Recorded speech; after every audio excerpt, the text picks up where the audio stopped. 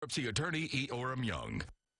Now, your local weather with meteorologist Brian Briggs. Well, good Sunday evening to you. Hopefully you're able to have a wonderful day today. Lots to talk about in the weather department, so we're going to jump right into it, at least in the short term.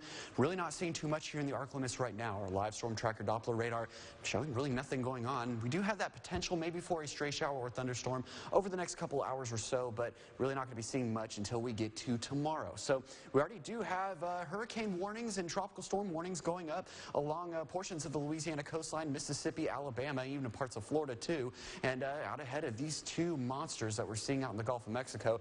We're seeing Marco up towards the north. It's just to our southeast, and still watching Laura here as it continues to push westward along portions of the Caribbean islands as of now. So we're going to dive right into Marco here, still holding at hurricane strength even at this hour, but notice the convection here really not looking too great on our infrared satellite, but still there is an area of convection associated with this hurricane here, and it is still on track to make landfall somewhere near New Orleans as we head into the Monday time frame here. Preferably around the later Monday evening time frame looks like the best chance, but essentially continues as a tropical system all the way through the Louisiana coastline, continuing eastward into Texas, where it eventually becomes a remnant low during this time frame. So it's looking more and more like Marco is really not going to have too much impact on the ArcLMS's weather. However, South Louisiana and the coastline is still going to take a battering, as this is expected to be a Category 1 hurricane at landfall. So the one, though, that we still need to really keep an eye out on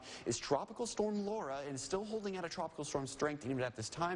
The area of circulation is what we've been keeping an eye out on. This will answer many questions that we have over the next couple days where this center ultimately ends up. Again, the last day or so, it was looking like it was going to track over the islands, and it was going to tear Laura apart, at least to some extent, kind of weaken this system as it got closer to us. But now could be going south and eventually tracking it still into the Gulf of Mexico, where eventually it will lead into the ArcLMS as it turns northward and eventually becoming a remnant low somewhere near the Great Lakes. Now, with this scenario in mind, keep in mind, it doesn't look like it could track necessarily over the ArcLMS, even though the chance is still there.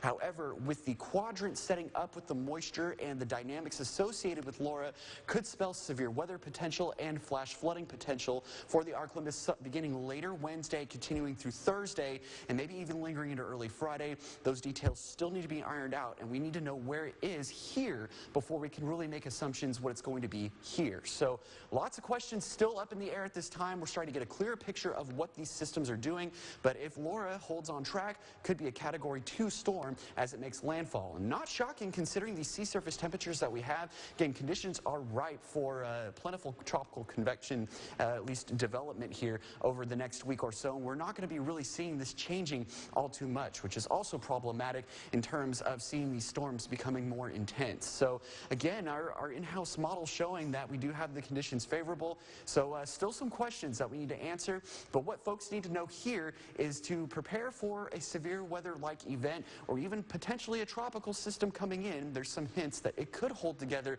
as far north as the ArcLMS, but those details still need to be ironed out. We'll continue to keep you updated. In the short term, though, we'll start to see the clouds and the moisture coming in from Marco, at least, starting about Monday, and this will spell some showers and thunderstorms as we get into the afternoon and evening time frame.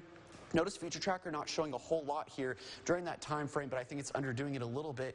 Better coverage as we get into Tuesday as Marco's moisture continues to filter in, and then eventually as we get later Tuesday into Wednesday, that's when we need to start keeping an eye on Laura. So we're going to try to take this day by day, at least where we're at now. That's probably the best thing to do, as details are still very much subject to change, and details will continue to change, but heavy rainfall, possible severe weather, all looking like a possibility as we head into next week, with showers and thunderstorms continuing into the weekend.